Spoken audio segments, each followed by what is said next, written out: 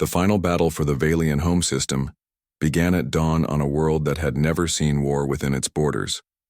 For 3 centuries, the corporate syndicate had projected its power across the galaxy from this secure stronghold, enslaving entire species while keeping their own population safe from the consequences of their actions. Admiral Dong Hyun stood on the bridge of his flagship, watching the massive Valian defensive fleet take position around their homeworld. Overlord Krexthallen had assembled over 4,000 ships for this final confrontation, stripping defenses from dozens of other systems to protect the heart of his empire. "Sir, we are receiving a transmission from the Valian command," reported Communications Officer Wu Jin. "Overlord Krexthallen wishes to negotiate terms for ending hostilities." The Admiral considered this for a moment, then shook his head. "Tell him we have no interest in negotiations. The Syndicate's crimes against sentient life cannot be resolved through diplomatic agreements." The response came back quickly. "Sir, the Overlord says he is willing to release all human prisoners and cease future slave raids on human worlds. He asks only that we withdraw our forces and leave the rest of their operations intact." Admiral Dong Hyun's expression grew cold, with anger. He still does not understand. This war is not about protecting human interests. This war is about ensuring that beings like Yethara are never again executed for showing kindness to strangers. Around the fleet, human ships took combat positions while their crews made final preparations. Each vessel carried fragments of Yethara's crystal, and each crew member wore a neural interface device. They could feel her presence with them, her memory giving them strength for the battle ahead. On the assault cruiser Resilient Hope, Captain So Young addressed her crew over the ship's internal communication system. "Today we fight the final battle of a war that began with one act of compassion. Yethara of the Klixin people chose to help Taemin when he was injured and abandoned. That choice cost her life, but it also showed us what we must protect in this galaxy." Her crew listened intently as she continued. "We are not here for conquest or revenge. We are here to ensure that kindness is rewarded instead of punished. We are here to make sure that beings who choose compassion over safety are protected instead of executed." Similar speeches echoed across the human fleet as commanders prepared their crews for what everyone knew would be the bloodiest battle of the war. The Valians were fighting for their survival as a civilization. Humanity was fighting for principles that transcended any single species or government. The battle began when long-range weapons opened fire across millions of kilometers of space. Valian ships had superior individual firepower, but the human fleet fought with coordination and determination that surprised their enemies. Every human crew member understood exactly what they were fighting for, while many Valian soldiers were beginning to question whether their cause was worth dying for.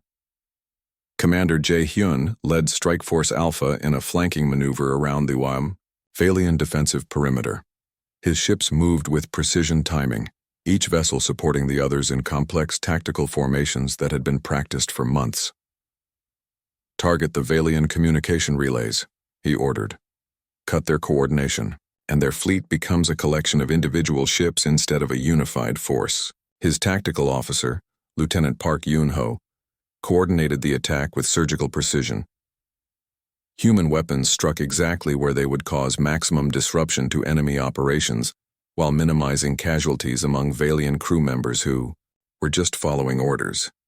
But the Valians were not passive defenders. Overlord Krexthallen had concentrated his most experienced commanders and best equipment for this final battle. As human ships pressed their attack, they began taking heavy casualties. The destroyer Swift Justice took a direct hit from a Valian heavy cruiser and exploded in a brilliant flash of superheated plasma. The frigate New Dawn suffered critical damage to its engine systems and drifted helplessly as enemy fighters closed in for the kill. On his flagship, Admiral Dong Hyun watched the casualty reports with growing concern. They were winning the battle, but the cost was higher than he had hoped. Too many good people were dying to honor the memory of one alien woman who had shown kindness to a stranger. Then something unexpected happened. The quantum resonance crystals, carried by every human ship, began responding to the intense emotional stress of battle. The fragments of Yathara's memory stone started resonating with each other across the vast distances of space, creating a network of quantum-linked consciousness that had never existed before. Suddenly, every human in the fleet could feel what their comrades were experiencing. They shared the fear of pilots whose ships were under fire. They felt the determination of gunners who continued fighting despite terrible wounds. Most powerfully, they all experienced the same memory simultaneously: Yathara's final moments of acceptance when the Valian guards came to execute her. The shared experience transformed the battle from a military operation into something approaching: a spiritual crusade. Human crews who had been fighting as individuals suddenly became part of a unified consciousness, dedicated to protecting the principle that Yathara had died for. Captain So Young felt the quantum resonance wash over her crew, like a wave of shared purpose. "All ships," she announced over the fleet communication network. "We are not alone in this fight. Yathara is with us. Every being who has ever chosen compassion over safety is with us. We fight for all of them." The Valian fleet commanders noticed the change immediately. Human ships that had been following conventional tactics suddenly began moving with impossible coordination. Individual captains made decisions that supported fleet-wide strategies they could not possibly have known about. It was as if the entire human force had become a single mind distributed across thousands of ships. Overlord Krexthallen watched his carefully planned defense crumble under this new form of human cooperation. "How are they doing this?" he demanded of his tactical advisors. "No fleet can coordinate this perfectly without direct communication links between every ship." His chief strategist, General Vexmalar, studied the tactical displays with growing confusion. "Sir, our intelligence suggests it has something to do with the crystals they carry. The humans claim these stones contain the memories of the Clixin, female who started this war. Perhaps they are using some form of psychic communication technology." The Overlord's four eyes widened with sudden understanding. "The memory crystals, they are not just propaganda devices. They are actual quantum storage matrices containing a preserved consciousness. The humans have turned the dead Clixin into a weapon." But understanding the phenomenon did not help him counter it. His ships continued to fall before the perfectly coordinated human assault. Worse, the quantum resonance effect was beginning to influence non-human populations throughout the Valian home system.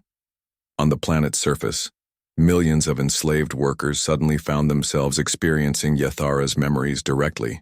The quantum field generated by the crystal fragments was strong enough to trigger spontaneous neural interface effects in sensitive alien species. The result was immediate and devastating to Valian control. Slave populations across the homeworld rose in coordinated rebellion, inspired by the example of someone who had chosen to help a stranger despite the consequences.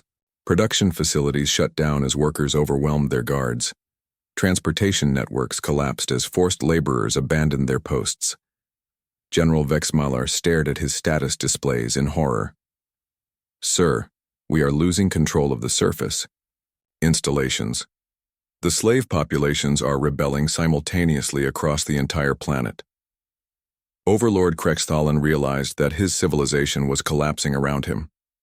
The economic system that had sustained Valian prosperity for centuries depended entirely on the forced labor of conquered peoples. If those populations could no longer be controlled through fear, the entire corporate syndicate would cease to exist. "Activate the final protocols," he ordered grimly. "If we cannot maintain control, we will deny our enemies the satisfaction of victory. Destroy everything rather than let it fall into their hands." But even his own officers were beginning to question orders that would result in the deaths of millions of innocent beings. The quantum resonance effect had reached Valian crew members as well, exposing them to the memories of someone who had chosen compassion over obedience. Commander Keltharin, captain of the heavy cruiser Corporate Pride, hesitated as he received orders to bombard the surface installations where rebellious slaves were located. Through the quantum field, he had experienced Yathara's final moments. He understood what it felt like to choose kindness despite the certainty of punishment. "Sir," he said to his weapons officer, "delay implementation of bombardment orders. We need to verify target coordinates." Similar delays occurred throughout the Valian fleet as individual commanders struggled with the moral implications of their orders. The quantum resonance had shown them what pure altruism looked like, and many found they could not bring themselves to destroy it. In the midst of this chaos, Admiral Dong Hyun made a decision that would define the end of the war. Instead of pressing his military advantage, he ordered the human fleet to cease offensive operations and begin transmitting. The war began at exactly 0800 Universal Standard Time across 17 star systems. Admiral Dong Hyun's carefully planned operation struck 47 Valian facilities simultaneously, catching the corporate syndicate completely unprepared for the scale and coordination of the human assault. On the bridge of the flagship Unity's Resolve, Admiral Dong Hyun watched tactical displays showing the progress of each attack force.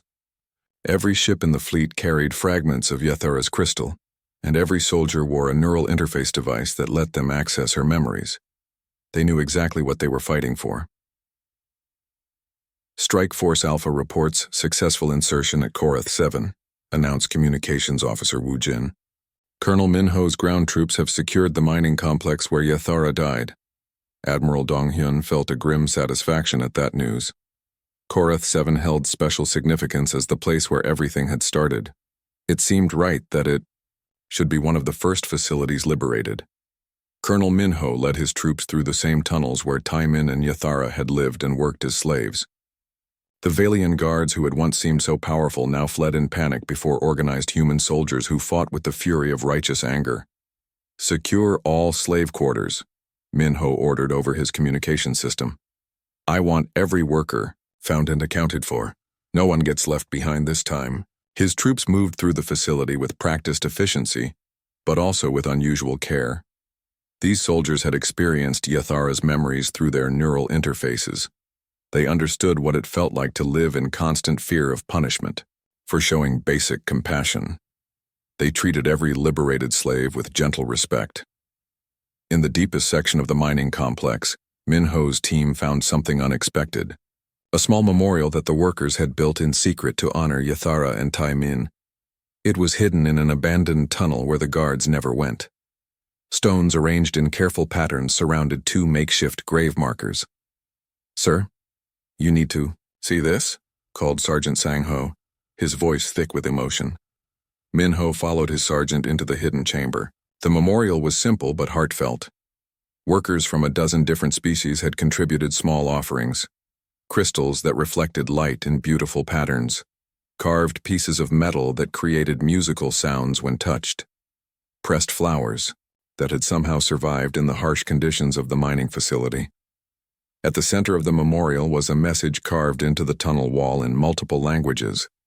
The standard translation read, "Here lived kindness. Here kindness died. Here kindness will be remembered always." Minho removed his helmet and stood silently before the memorial for several minutes.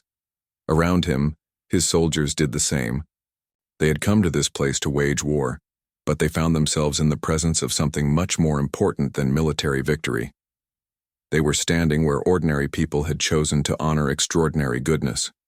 Record everything, Minho finally ordered. This memorial will be preserved exactly as we found it. The people who built this understood what we are fighting for better than any of our strategic planners. Similar scenes played out across the galaxy as human forces liberated one Valian facility after another. Each attack force discovered evidence of the corporate syndicate's cruelty, but they also found proof of resilience and hope among the enslaved populations. On the mining world of Xerion Prime, Captain So Young led a naval assault against the Yao orbital defense stations protecting the planet's largest slave facility. Her ship, now renamed Yathara's Light, punched through the Valian defensive perimeter with devastating effectiveness. The Valian commanders had never faced an enemy like humanity before. Most interstellar conflicts were fought for territory, resources, or political advantage. The combatants usually followed certain unwritten rules about acceptable losses and negotiated surrenders. But the human fleet followed no such conventions. Incoming. Transmission from the Valian command station, reported Lieutenant Woo Jin. They are requesting terms for surrender. Captain So Young's expression was cold as ice. Tell them we will accept only unconditional surrender. All slaves to be released immediately and unharmed. all Valian personnel to be held for war crimes, trials, no negotiations. The Valian response came back quickly. They refuse, Captain. They say the slaves are valuable corporate assets that cannot be simply given away. So Young's hand moved to the crystal fragment hanging around her neck. Through her neural interface, she could feel an echo of Yathara's emotions during her final moments. The alien woman had faced execution with courage and dignity, knowing that her choice to help Taimin was worth any consequence. Then we continue. The attack. So Young ordered. All weapons focus fire on their shield generators. We end this now. The battle for Xerion Prime lasted 6 hours. When it was over, the Valian defenses were completely destroyed, and over 15,000 slaves from 20 different species had been liberated. Among them were 43 humans who had been captured during various colonial raids over the past 5 years. But the most significant discovery came in the facility's computer archives. Intelligence specialists found detailed records of the entire Valian slave trade operation, including lists of buyers, shipping schedules, and the locations of processing centers throughout the galaxy.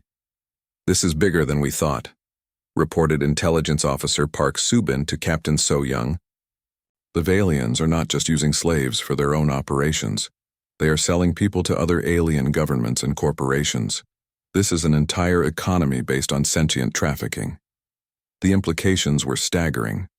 What had started as a rescue mission to save captured humans had uncovered a galaxy-wide network of slavery that affected millions of beings. The Valian corporate syndicate was just one part of a much larger system of organized cruelty. As news of these discoveries spread through the human fleet, soldiers and commanders began to understand that their war had much broader implications than they had originally realized.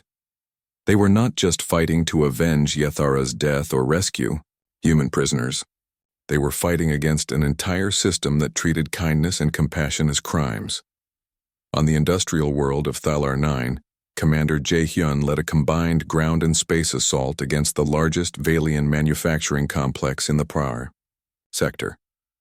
The facility used over 100,000 slaves to produce military equipment for buyers throughout the galaxy.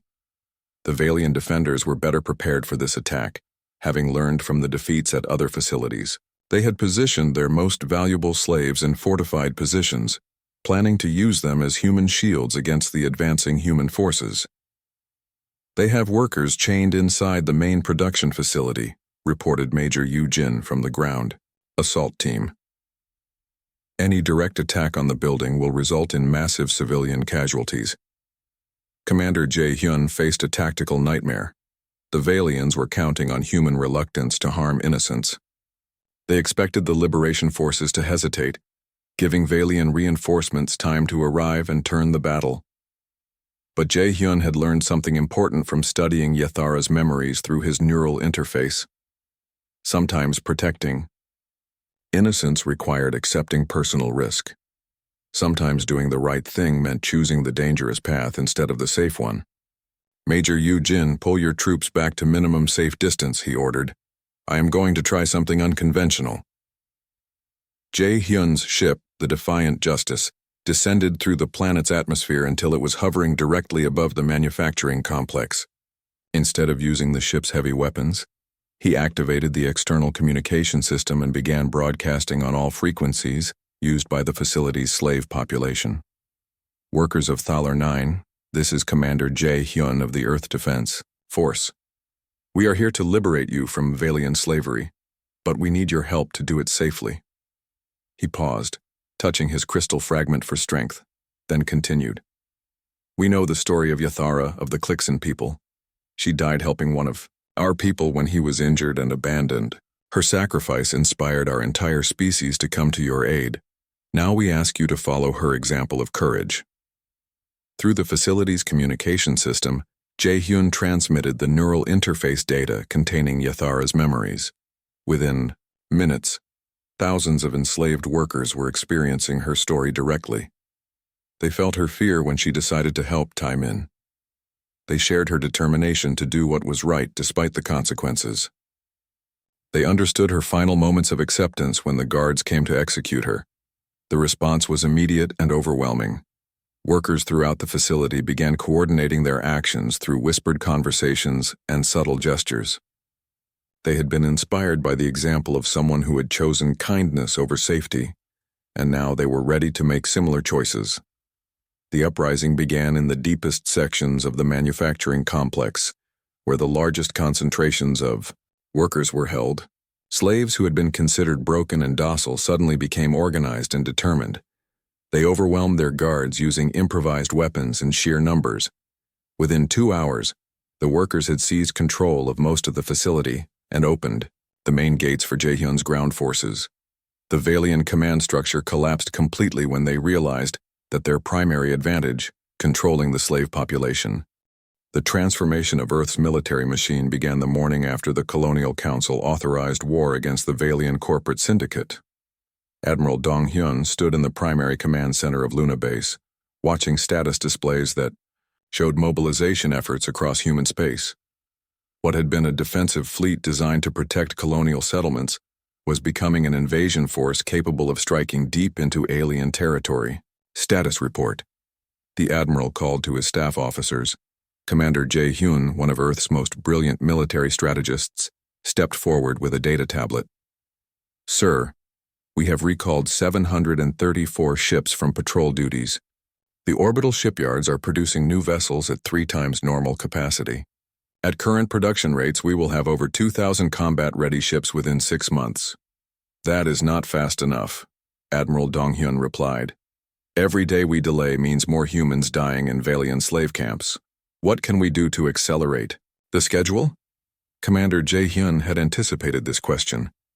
We have been developing contingency plans based on rapid deployment scenarios. If we focus on smaller, faster ships instead of heavy cruisers, we can have a strike force ready in 8 weeks. The vessels will be less heavily armored, but they will be more maneuverable and easier to produce. The admiral considered this option. Traditional military doctrine favored large, heavily armed ships that could dominate space battles through superior firepower. But this war would be different. They needed to strike quickly at multiple targets across a wide area. Speed and coordination would matter more than raw strength. Approved. Begin production immediately. What about intelligence gathering? Lieutenant Yoonji stepped forward. She was young for her rank, but her skills in covert operations had earned her recognition throughout the defense force. Sir, I have been analyzing the data from Taemin's transmissions. He provided coordinates for 17 different Valian facilities that use slave labor. If we can confirm these locations and gather additional intelligence, we could plan simultaneous strikes. How do you propose to gather this intelligence without alerting the Valians to our intentions? Yoonji activated a holographic display showing star charts of the target region. Small reconnaissance ships disguised as merchant vessels could visit systems near the Valian facilities. We would not get close enough to trigger their security systems, but we could map their defensive positions and communication networks. Admiral Dong-hyun nodded. Make it happen. But remember, Lieutenant, we cannot afford to lose any ships or personnel during the intelligence gathering phase. If the Valians discover what we are planning, they might execute their slaves before we can reach them. As Earth's military prepared for war, scientists across the planet worked on a different kind of preparation. Dr. Hyunwoo led a team of researchers who were studying Yathara's crystal and the memories it contained. Their goal was to create neural interface devices that would allow human soldiers to experience those memories directly. The quantum encoding in the crystal is incredibly sophisticated, Dr. Hyunwoo explained to his research team. The Klixin people developed this technology over thousands of years. Each crystal can store the complete personality and memories of an individual. It is like having the person's entire consciousness preserved in a small stone. The implications were staggering. If they could mass-produce neural interfaces based on Klixin technology, every human soldier could understand exactly what Yathara had experienced. They would know what it felt like to choose compassion over safety. They would understand the pure motivation that had driven her to help a stranger at the cost of her own life. But there are risks, warned Dr. Min Kyung, the team's expert on neural psychology. Experiencing someone else's memories directly can be traumatic. The human brain is not designed to process alien thought patterns. We could cause permanent psychological damage. Dr. Hyunwoo understood the concerns, but he also understood the importance of what they were trying to achieve. The soldiers need to know what they are fighting for. It is not enough to tell them that an alien woman died helping one of our people. They need to feel what she felt. They need to understand her choice on an emotional level. After weeks of testing and refinement, the research team created portable neural interface units that could safely allow humans to experience Yathara's memories. The devices were small enough to be worn like headphones, but they provided direct access to the most important moments from the crystal's stored data. The first military volunteers to test the interfaces were deeply affected by the experience. Sergeant Daeho, a veteran of several colonial conflicts, emerged from his session with tears in his eyes. "I understood her completely," he said. "She was not a hero trying to make a grand gesture. She was just a person who saw someone suffering and decided to help. She knew it would probably get her killed, but she helped anyway. That kind of courage, that kind of goodness, it is worth fighting for." Word of the neural interfaces spread through the military ranks. Thousands of soldiers volunteered to experience Yathara's memories. Each person who went through the process came out changed. They had felt what pure altruism was like. They had experienced what it meant to put another being's welfare ahead of their own survival. Meanwhile, Lieutenant Yoon-ji's reconnaissance missions were providing crucial intelligence about Valian operations. Her teams discovered that the slave facilities were more extensive than anyone had imagined. The Valians were not just using captured humans. They had enslaved dozens of different alien species across hundreds of worlds. "The scope of their operations is massive," Yoon-ji reported to Admiral Dong-hyun. "We are looking at a corporate empire, built entirely on forced labor.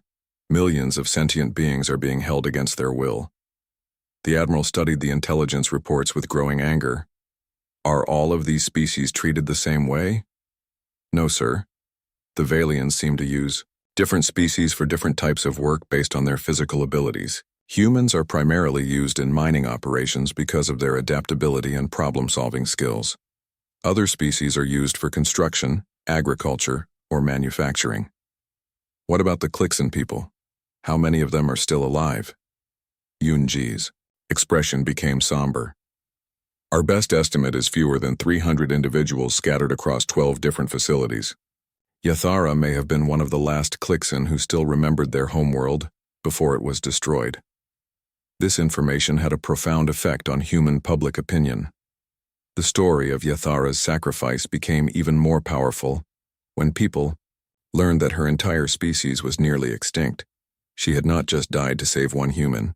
She had died as one of the last representatives of a culture that valued kindness above survival.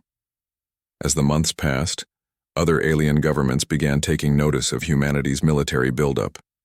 Some sent diplomatic messages expressing concern about human intentions.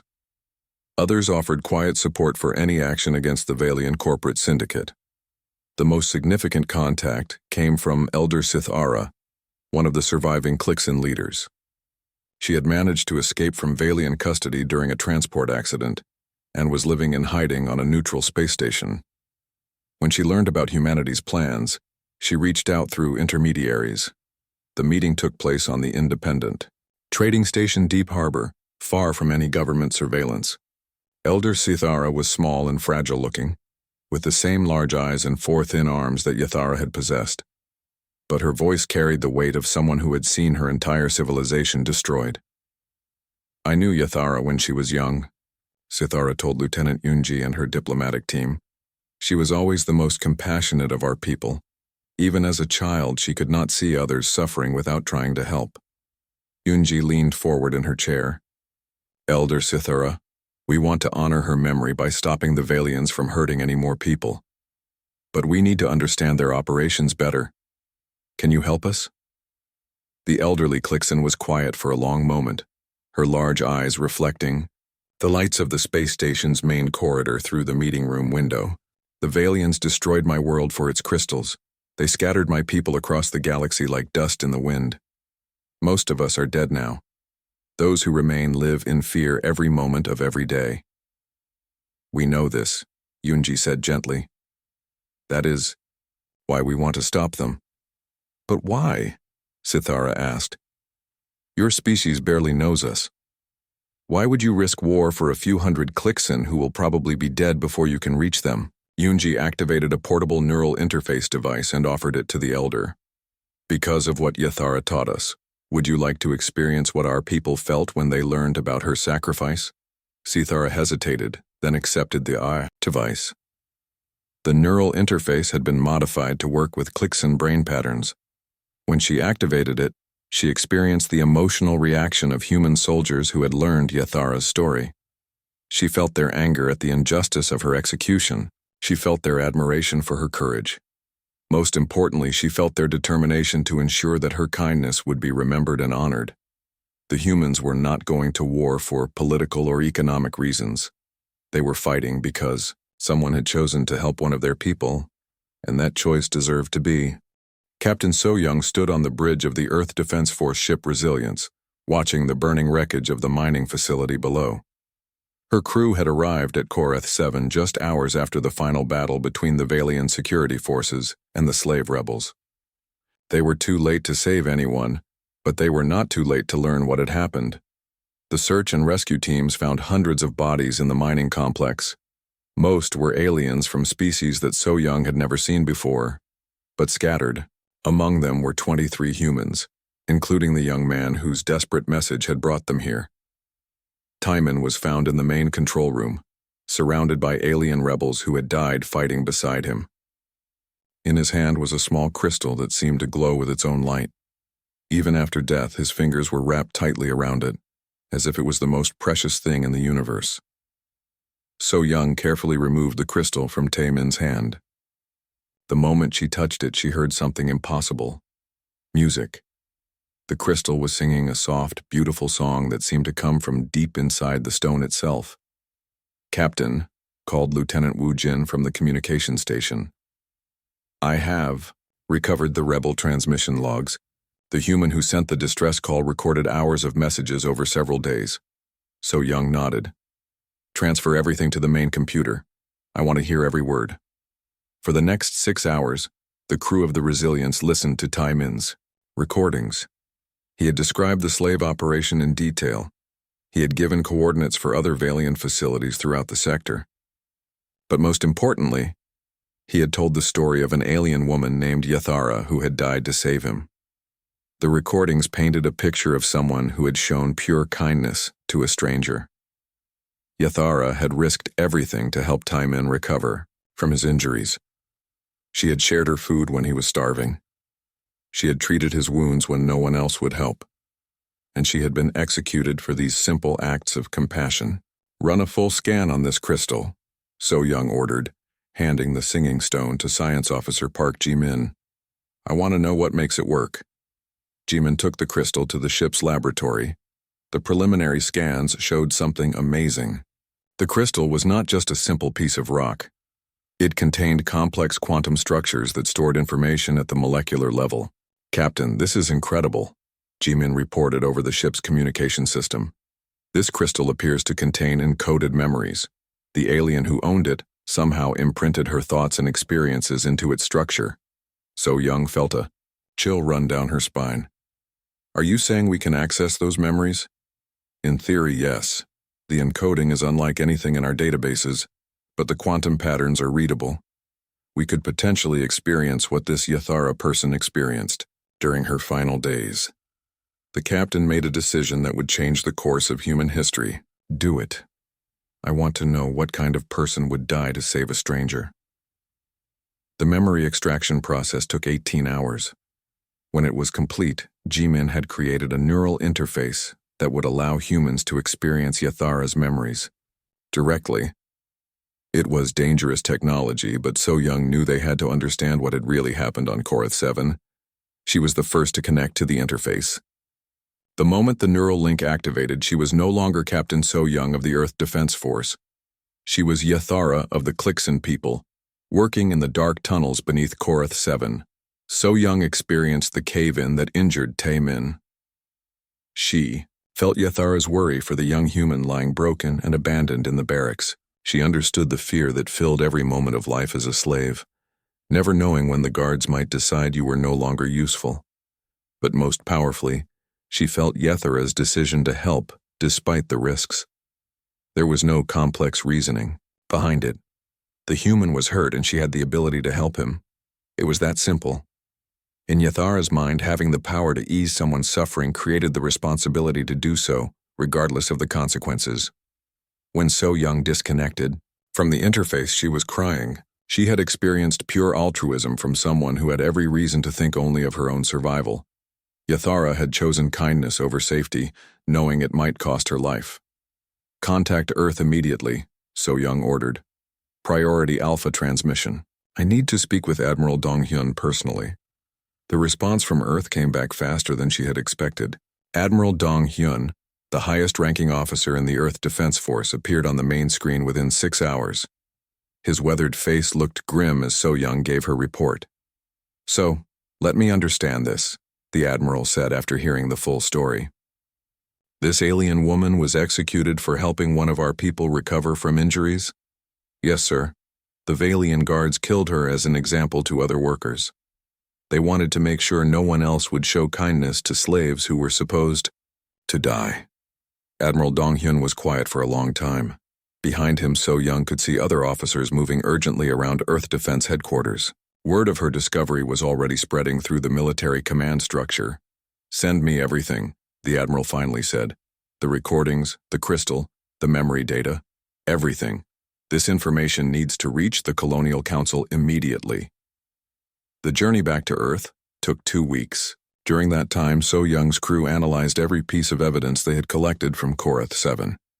They compiled a complete report on the Valian slave operations. They documented the locations of other mining facilities where humans might be held prisoner. Most importantly, they preserved Yethara's memories in formats that could be shared with anyone who needed to understand what had happened. When the Resilients arrived at Earth, they found the entire planet in an uproar. News of the slave operations had leaked to the civilian population. The story of Yethara's sacrifice had spread across every human world in the colonial network.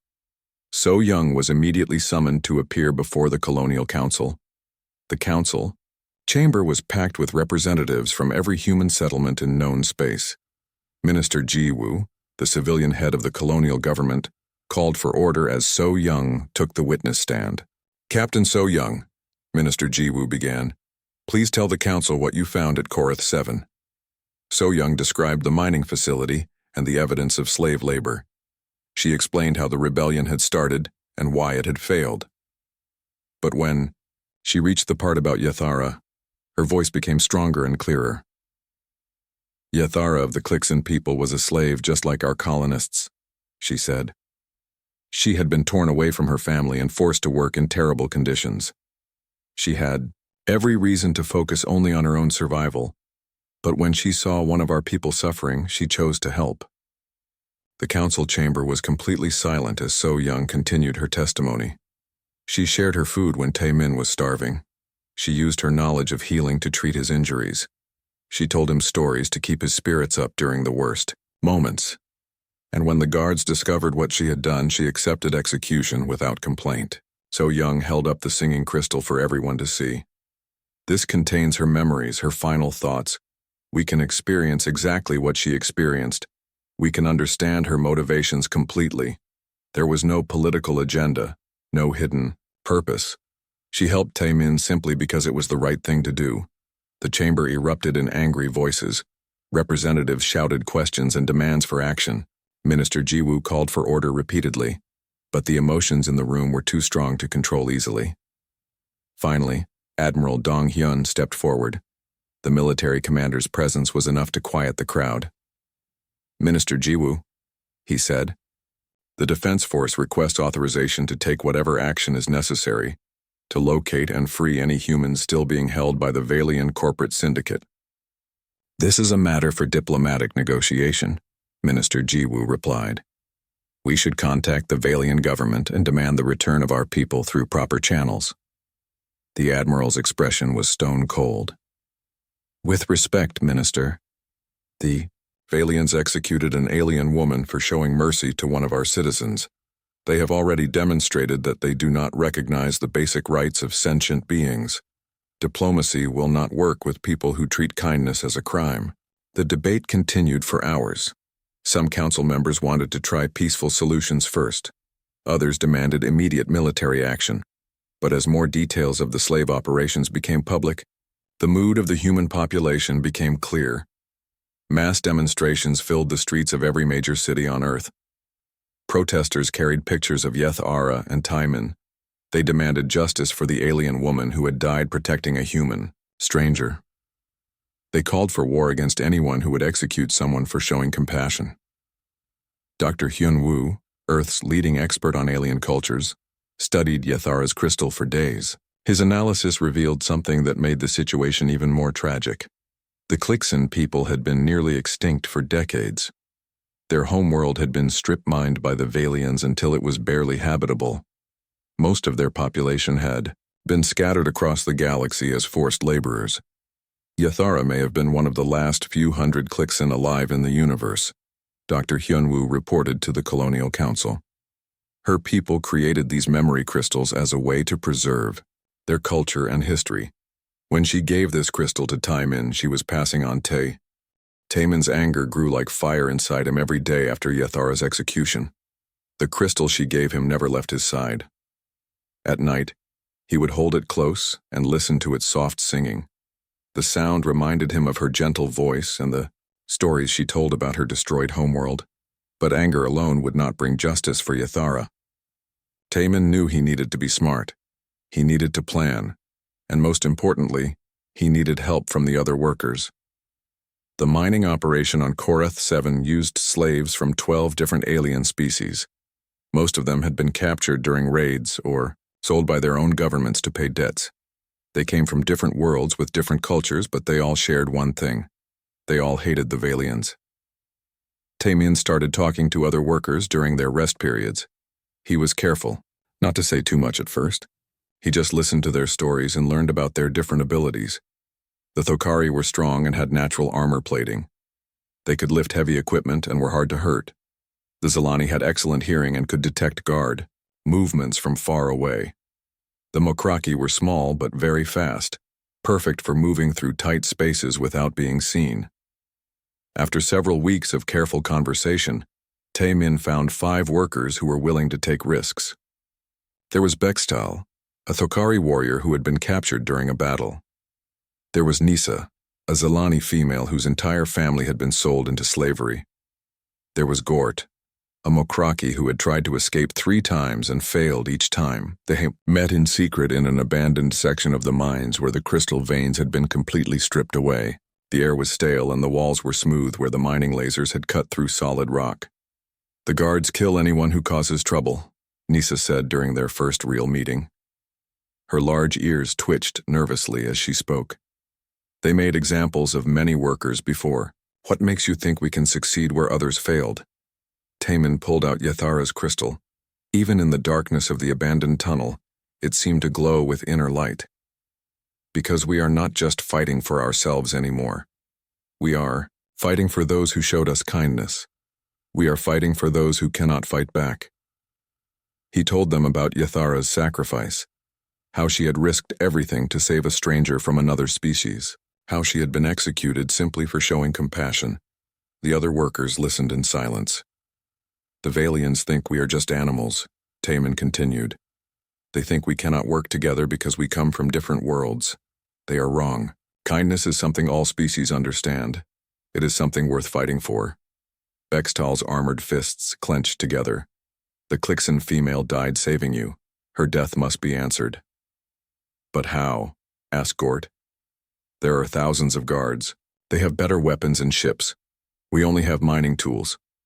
Timon had been thinking about this problem for days. Humans were good at war. It was something his species had practiced for thousands of years before they reached the stars. But this situation needed more than just fighting. It needed strategy. "We do not fight them head-on," he explained. "We use what we know about this place against them. We sabotage their equipment. We disrupt their communications. We make them afraid to be alone in the tunnels." Over the next month, their small group grew larger. Word spread carefully among the workers that something was being planned. Not everyone joined, but many started helping in small ways. They shared information about guard schedules and weak points in the mining facility's security. Taman discovered that his human knowledge of warfare was valuable in ways he had not expected. Other species might be stronger or faster, but humans had learned to fight smart.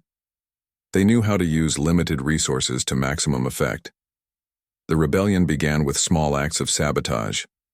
Mining equipment would mysteriously break down. Computer systems would glitch at important moments. Food shipments would spoil before reaching the guard stations. The Valians noticed these problems but dismissed them as normal equipment failures. They were used to dealing with crude alien technology and assumed the breakdowns were random accidents. But Taman was just getting started. The first real attack happened during the night shift in Mine Sector 7. Taman and 6 other workers ambushed a guard patrol that was moving through the deeper tunnels. They used mining charges to collapse part of the tunnel behind the guards, trapping them in a dead end. When the guards tried to call for backup, they found that someone had damaged their communication equipment. They were alone in the dark with angry slaves and no way to call for help. "You killed Yathara," Taman said to the lead guard. "She only showed kindness to someone who was hurt. You executed her for having a good heart." The Valian guard tried to reach for his weapon, but Bextal grabbed his arm with one massive hand. The Thokari warrior was much stronger than any Valian. "We do not want to be killers like you," Taman continued, "but we will not let her death mean nothing." They took the guards' weapons and communication devices. Then they left them tied up in the collapsed tunnel where rescue teams would eventually find them. It was a message to the Valian overseers. The workers were no longer helpless victims. News of the attack spread through the mining complex like wildfire. Some workers were scared that the Valians would punish everyone, but others were inspired. If one small group could defeat trained guards, maybe larger groups could do even more damage. Within a week, 3 more guard patrols had been ambushed. The workers were getting bolder and more organized. They had captured enough weapons to arm dozens of rebels. More importantly, they had captured communication equipment that could reach beyond Korath 7. Taman spent hours learning how to operate the Valian communication systems. The technology was different from human equipment, but the basic principles were the same. Radio waves could carry messages across vast distances if you knew the right frequencies. Late one night, while other rebels kept watch, Taman managed to boost the communication array's power output. He aimed the signal toward the nearest star system that might have human ships passing through. Then he began transmitting on emergency frequencies. "This is Taman of the colony ship New Sol." He spoke into the microphone. "I am broadcasting from the Valian mining facility on Korath 7. We are human and alien slaves being held against our will. The Valians are using us for forced labor." He paused and touched Yathara's crystal, which hung around his neck on a piece of wire. The crystal's soft song gave him strength to continue. "I want Earth to know about Yathara of the Clixon people. She was a good person who died protecting me. She showed kindness to a stranger when kindness could have cost her everything. It did cost her everything. The Valians executed her for helping me when I was injured." Taman transmitted for over an hour. He described the slave operation on Korath 7. He gave coordinates for other mining facilities that prisoners had mentioned. He told the story of Yathara's sacrifice and how it had inspired the rebellion. He did not know if anyone was listening. Space was vast, and human ships were rare in this sector, but he had to try. Yathara had risked everything to save one person. The least he could do was risk everything to tell her story. 3 days later, the Valian corporate syndicate launched a massive counterattack against the rebels. Hundreds of security troops arrived on fast transport ships. They had advanced weapons and military training that the mining guards lacked. The final battle took place in the main mining complex where Yathara had lived and worked. Taman led 50 rebel fighters against overwhelming odds. They fought bravely, but they were outgunned and outnumbered. As Valian troops closed in on their last position, Taman clutched Yathara's crystal one final time. He could hear its song even over the sound of energy weapons firing. The music reminded him of crystal caves and gentle voices telling stories in the darkness. "Remember the songs," he whispered, repeating Yathara's last words. Then the crystal song was joined by another sound, the deep rumble of human warship engines approaching from space. Taemin's message had been received after all, but help had arrived too late for him. He died still holding the crystal, still listening to its music, still believing that kindness was worth fighting for. Around him, the rebellion that started with one act of compassion burned bright against the darkness of slavery. The crystal continued to sing long after its keeper fell silent. The red sun of Korath 7 beat down on the mining planet like a burning hammer. In the deep tunnels below the surface, hundreds of alien workers dug for precious metals. Their tools sparked against the rock walls. The air was thick with dust and the smell of sweat. Taemin wiped his face with a dirty cloth. 3 years had passed since the Valian ships attacked his colony transport. 3 years since they dragged him away from his family and sold him to this mining company. He was only 19 when they took him. Now he felt like an old man.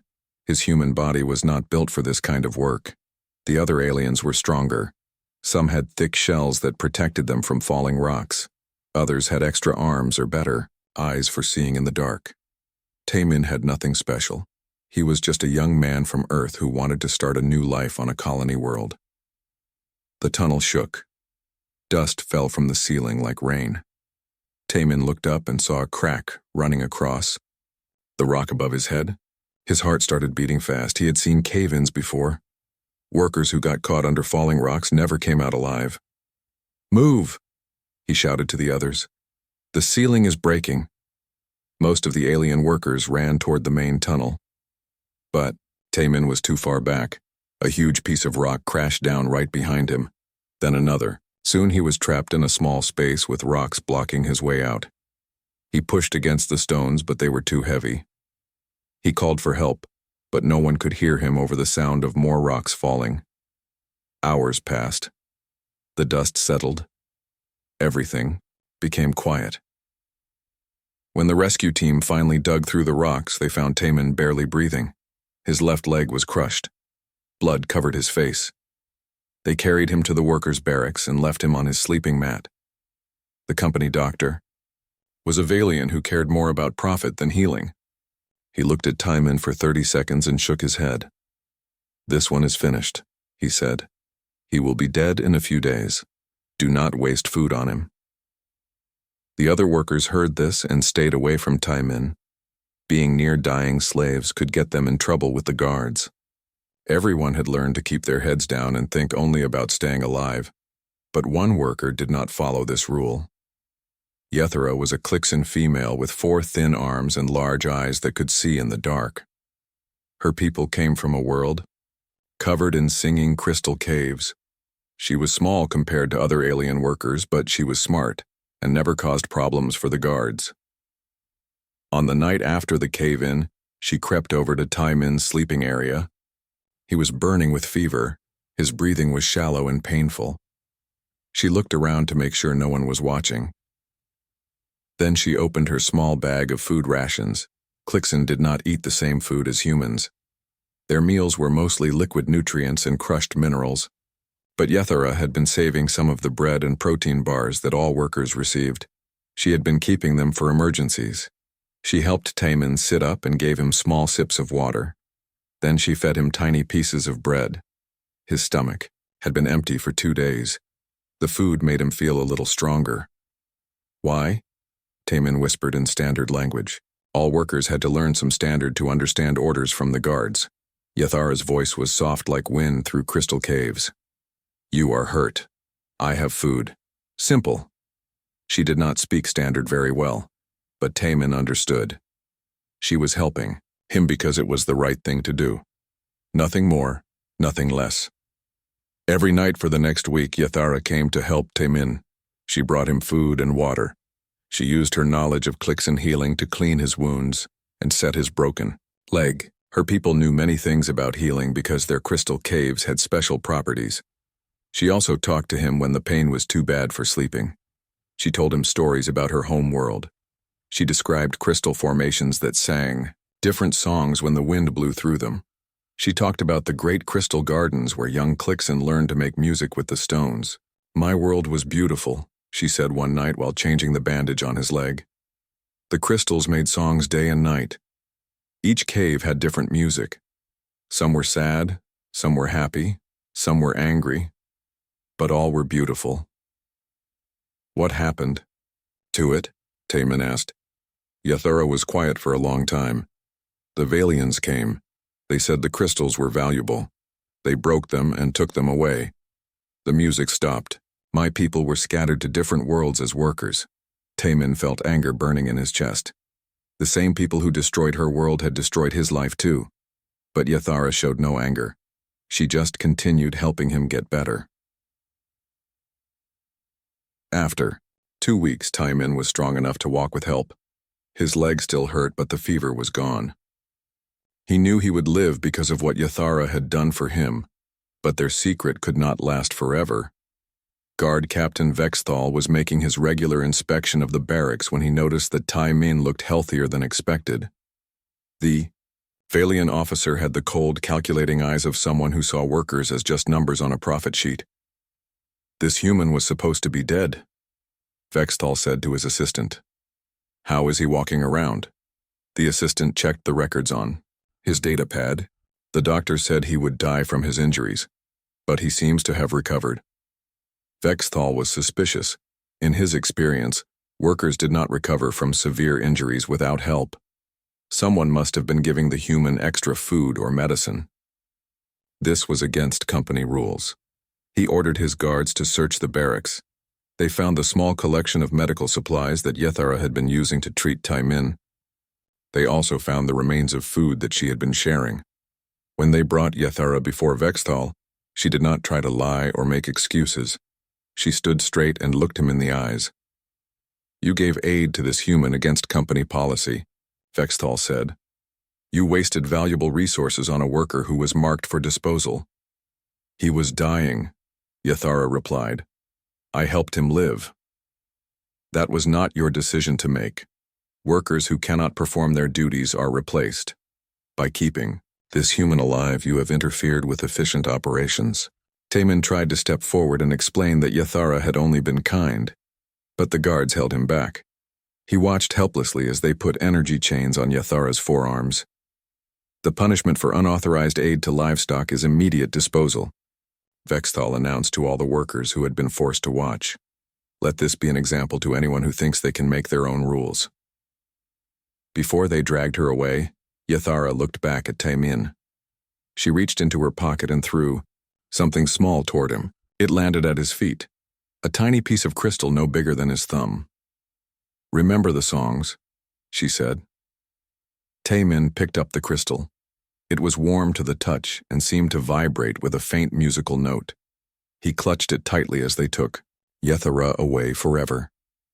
That night, alone in the barracks, Taman held the crystal up to his ear. He could hear it singing softly, just like Yathura had described.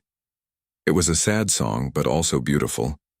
It reminded him that, even in the darkest places, kindness could still exist. He made a promise to himself as he listened to the crystal's song. Yathura had died because she chose to help him.